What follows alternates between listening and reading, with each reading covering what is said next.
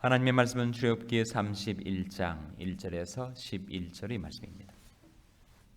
여호와께서 모세에게 일러 가라사대 내가 유다 지파 우리 손자여 우리 아들인 불사레를 지명하여 부르고 하나님의 신을 그에게 충만하게 하여 지혜와 총명과 지식과 여러 가지 재주로 공교한 일을 연구하여 금과 은과 놋을 만들게 하며 보석을 깎아 물리며 나무를 새겨서 여러 가지 일을 하게 하고 내가 또 단지파 아히사막의 아들 오홀리압을 세워 그와 함께하며 무릇 지혜로운 마음이 있는 자에게 내가 지혜를 주어 그들로 내가 내게 명한 것을 다 만들게 할지니 곧 회막과 증거계와 그의 속죄소와 회막의 모든 기구와 상과 그 기구와 정금 등대와 그 모든 기구와 분향단과 번제단과 그 모든 기구와 물두멍과 그 받침과 제사직을 행할 때 입는 공교에 짠 의복 곧 제사장 아론의 성의와 그 아들들이 옷과 다 즐기시겠습니다. 관유와 성소의 향기로운 향이라 무릇 내가 내게 명한 대로 그들이 만들지니라. 아멘. 할렐루야. 저에게 평강의 복을 기원하는 마음으로 샬롬 인사 나누시기 바랍니다. 샬롬. 샬롬. 월요일 새벽 기도에 잘 나오셨습니다.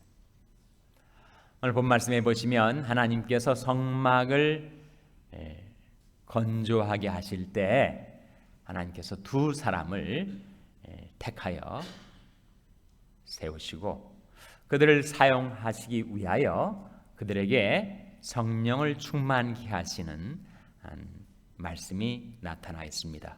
그 두 사람 이름이 무엇이라고요? 한 사람 이름은 부사렐이고 또 한 사람 이름은 오홀리압입니다. 하나님께서 그 성막이라는 외적으로는 아주 평범해 보이지만 내적으로는 지극히 정교한 그 성막의 모든 안팎을 그 외부와 내부의 모든 성전 성막 기구들을 만들려 하실 때 그것이 인간이 재주, 인간이 스킬 가지고 가능하지 않았기 때문에 하나님께서 두 사람을 택하셔서 그 일을 감당할 수 있도록 성령으로 충만케 하신 겁니다. 2절 말씀 같이 읽겠습니다. 2절 말씀 시작. 내가 유다 지파 우리 손자여 우리 아들인 불살레를 지명하여 부르고 3절 하나님의 신을 그에게 충만하게 하여 지혜와 총명과 지식과 여러 가지 재주로 하나님의 신을 그에게 충만케 하셔서 네 가지를 그에게 주셨다 하는 말씀이죠. 네 가지가 무엇입니까? 지혜와 총명과 지식과 재주. 지혜도 총명도 지식도 재주도 다 하나님이 신이 충만한 결과로 그에게 주어진 것이다. 그래서 4절에 보시면 공교한 일을 연구하여 금과 은과 놋으로 만들게 하며 보석을 깎아 물리며 나무를 새겨서 여러 가지 일을 하게 하였다는 거예요. 그것이 인간이 지식이나 인간이 재주로 감당할 성질일 것이 아니었기 때문에 성령을 그에게 충만케 하셨다. 오홀리압의 경우가 6절에 나오는데 내가 또 단지파 아히사막의 아들 오홀리압을 세워 그와 함께하며 무릇 지혜로운 마음이 있는 자에게 내가 지혜를 주어 그들로 내가 내게 명한 것을 다 만들게 할지니 곧 회막과 증거계와 그의 속죄소와 회막의 모든 기구와. 그래서 성전의 그 모든 기구들을 이 두 사람을 통하여 만들게 하셨다 하시는 말씀이에요. 사람이 천성적으로 지혜가 주어진 사람, 총명이 있는 사람, 뭔가 손으로 잘 만드는 그런 재주를 가진 사람들이 있죠. 근데 그것으로 성막의 그 정교하고 아름다운 모든 식양을 다 만들 수가 없기 때문에 하나님께서는 그들에게 하나님의 신을 부어 주셨다는 것입니다. 그 결과로 성막이 건져되게 되었다는 것이죠. 그래서 하나님의 신은 지혜의 신입니다. 총명의 신입니다. 지식의 신이요, 제조를 우리에게 가져다 주시는 신입니다. 성막은 장차 이 세상에 존재하게 될 그 본형에 대한 예표라고 할 수가 있습니다. 성막은 무엇을 예표로 보여주는 것이죠? 바로 성막의 원형은 무엇입니까? 성막의 원형은 교회죠, 교회. 그러니까 교회가 이 세상에 존재하게 되는 것, 그것은 인간적인 지혜나 총명이나 제조로 이루어 놓을 수 없는 것이에요. 제가 말씀드리는 교회는 건물이 아니라 구속받은 하나님의 백성들을 가리킵니다. 그래서 하나님의 백성들을 이 세상에 두셔서 교회를 건축하는 일을 하실 때에도, 그때도 하나님의 신을 교회의 건축자에게 충만하게 부어주셨습니다. 교회의 건축자가 누구죠? 그런데 교회의 건축자가 누굽니까? 교회의 건축자가 바로 우리 주 예수 그리스도십니다. 예수 그리스도가 교회의 아키텍트며 빌더라는 것입니다. 예수 그리스도께서 교회의 건축자이십니다. 그래서 예수 그리스도께서 이 세상에 하나님의 교회를 건축하려 하실 때 하나님께서는 예수 그리스도에게 무엇을 부으셨다고요? 바로 여호와의 신을 부어주셨다. 이사야 11장 1절 2절 말씀입니다. 같이 보시기 바랍니다. 이사야 11장 1절 2절 말씀에 바로 우리 주 예수 그리스도에게 하나님이 신을 부어주셨음을 보여주고 있는 말씀입니다. 구약성경 이사야 11장 1절 2절, 구약성경 980면입니다. 구약성경 980면 이사야 11장 1절 2절 말씀 찾아서 같이 읽겠습니다. 이사야 11장 1절 2절 말씀입니다. 시작. 이새의 줄기에서 한 싹이 나며 그 뿌리에서 한 가지가 나서 결실할 것이요 여호와의 신 곧 지혜와 총명의 신이요 모략과 재능의 신이요 지식과 여호와를 경외하는 신이 그 위에 강림하시리니. 이 말씀 속에 이새의 줄기에서 나온 이 한 싹은 누구를 가리킬까요? 바로 이새가 누구였죠? 이새가 다윗의 아버지였지 않습니까? 그래서 이새의 줄기에서 한 싹이 나며 그 뿌리에서 한 가지가 나서 결실할 것이었을 때 이 싹과 가지가 가리키는 것은 다윗의 혈통에서 태어나실 메시아 우리 주 예수 그리스도에 관한 예언의 말씀이라는 거예요. 근데 우리 주 예수 그리스도에게 하나님께서 무엇을 보셨다고요? 여호와의 신을 보셨다. 그 여호와의 신의 특성이 나타납니다. 뭐라고 했습니까? 지혜와 총명의 신이요 모략과 재능의 신이요 지식과 여호와를 경외하는 신이 바로 우리 주 예수 그리스도에게 강림하셔서 예수 그리스도가 그 성막보다 더 정교하고 아름다운 하나님의 교회를 건축하게 하신 것입니다. 그렇기 때문에 지금도 하나님의 교회를 위해서 봉사하고자 하는 자는 하나님의 신으로 충만케 되지 않으면 안 됩니다. 우리 주 예수 그리스도께서도 성령으로 충만을 함을 받으셔서 하나님이 하라고 하신 그 사명을 감당하셨다면 저와 여러분 우리는 더 말할 나위가 없지 않겠습니까? 우리 인간적인 지혜나 총명이나 지식과 재주로 어떻게 하나님의 교회를 위해서 유효하게 일할 수가 있겠습니까? 성령 충만을 받을 때 성령께서 우리 안에 지혜와 총명을, 지식과 재주를, 그리고 모략과 재능, 여호와를 경외하고 신뢰하는 믿음을 우리 안에 부어주셔서 우리로 하여금 하나님의 교회를 건축하는 그 일에 봉사할 수 있게 해주신다는 거예요. 문제는 내가 과연 어떻게 하나님의 신으로 충만함을 받을 수가 있는가 하는 것이죠.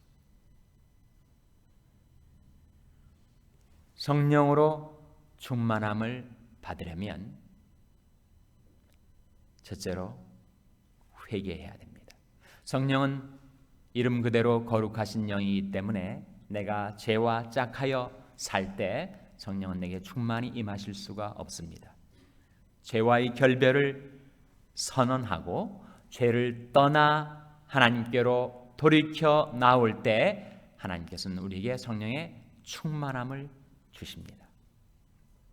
너희가 각각 회개하여 예수 그리스도의 이름으로 세례를 받고 죄 사함을 얻으라. 그러면 성령을 선물로 받으리니 나의 책망을 듣고 돌이키라. 보라 내가 나의 신을 너에게 부어주며 나의 말을 너에게 보이리라. 그래서 우리가 죄에서 떠나 돌이켜 하나님 앞에 나올 때 하나님께서는 성령 충만을 부어주실 것을 약속하셨습니다. 둘째로 우리가 성령 충만을 받기 위해서는 하나님이 하라고 하신 일에 몰두해야 합니다. 하나님께서는 왜 우리에게 성령을 부어주시는가? 하나님이 뜻하신 일을 이루시기 위하여. 근데 우리가 하나님의 일과는 전혀 상관없는 세상 일에 분유하고 세상 일에 분주하고 세상 일에 매몰되어 있으면 우리가 어떻게 성령 충만함이 임할 수 있겠는가? 하나님의 뜻이 나의 뜻이 되고 하나님의 일이 나의 일이 되어서 하나님이 기뻐하시는 일에 내가 몰입하고 헌신하고 순종할 때 그때 하나님께서는 우리를 성령으로 충만케 하셔서 우리를 쓰시려고 우리를 하나님이 하시고자 하는 일에 도구로 쓰시려고 성령으로 깨끗게 하시고 성령으로 강건케 하시고 성령으로 충만케 해 주시는 거죠. 사도행전 5장 32절에 우리가 다 일의 증인이요 하나님이 자기를 순종하는 자들에게 주신 성령도 그러하니라 하는 말씀이 나오는데 하나님께서는 성령을 누구에게 주신다고요? 자기를 순종하는 자들에게 성령을 주신다.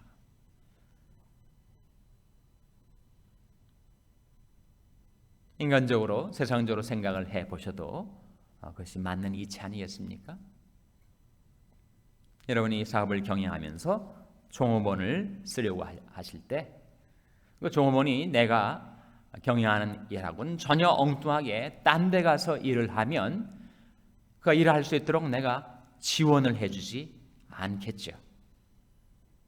종업원이 오너의 뜻을 잘 깨닫고 받들어서 그 일에 몰입하고 그 일에 헌신하면 그가 하는 일이 바로 오너의 일이 되는 것이고 오너의 하는 일이 그의 일이 되어서 오너는 그 종업원에게 필요한 모든 것들을 아낌없이 지원을 해 줄 겁니다. 그래서 우리가 하나님의 일, 하나님의 뜻을 받들어서 살아갈 때 그때 하나님께서는 우리를 성령으로 충만케 하셔서 하나님이 뜻하신 일을 성취하기 위하여 우리를 써주시는 것이죠.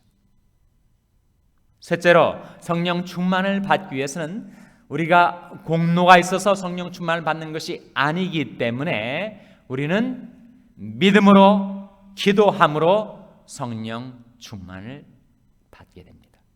누가복음 11장 13절 말씀에 너희가 악할지라도 좋은 것으로 자식에게 줄 알거든 하물며 너희 천부께서 구하는 자에게 성령을 주시지 않겠느냐.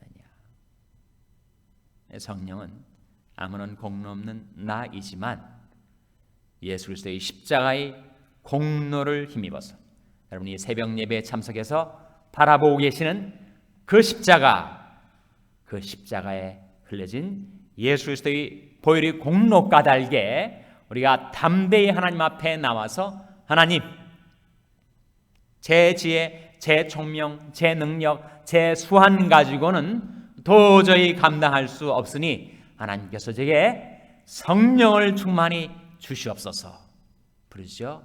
기도할 때 그 기도 응답의 결과로 우리에게 성령 충만함이 주어진다는 것입니다. 우리가 그러한 것처럼 우리 자녀들을 위해서 기도할 때도 우리 자녀들을 위한 최상, 최고, 최대의 기도의 제목이 무엇인가? 하나님, 우리 자녀들에게 성령을 충만히 부어주시옵소서 라는 것인데, 우리 자녀들이 어떻게 성령 충만을 받을 수 있다고요? 우리 자녀들이 죄에서 떠나 하나님께로 회개하고 돌아올 때, 그리고 하나님의 뜻을 받들어 하나님이 하라고 하신 그 일에 순종하며 헌신하며 살 때, 그리고 우리처럼 우리 자녀들도 성령 충만을 받을 수 있는 아무런 자격도 가치도 공로도 없지만 오직 십자가의 공로, 예수 그리스도의 보혈의 공로 의지해서 하나님 앞에 기도할 때 성령 충만을 받게 됩니다. 그래서 우리와 똑같은 부사렐과 오홀리압 역시 성령 충만을 받아서 성막을 건조했다는 것처럼, 우리 주 예수 그리스도께서도 성육신하셔서 우리 같은 인간이 되셨을 때 하나님의 교회를 건축하시는 그 사명을 하나님이 신, 곧 지혜와 총명의 신이요 모략과 재능의 신이요 지식과 여호와를 경외하는 신을 충만히 받으셔서 그를 감당하셨던 것처럼, 저와 여러분, 우리 하나님의 나라를 위하여 하나님의 교회를 위하여 봉사하고자 할 때 우리가 회개와 순종과 기도를 통하여 성령 충만함을 받고, 우리 자녀들 역시 성령 충만함을 받아서 영광스러운 하나님의 사역에 쓰임받게 되시기를 주님의 이름으로 축원합니다. 기도하시겠습니다. 오늘 말씀을 기억하며, 하나님,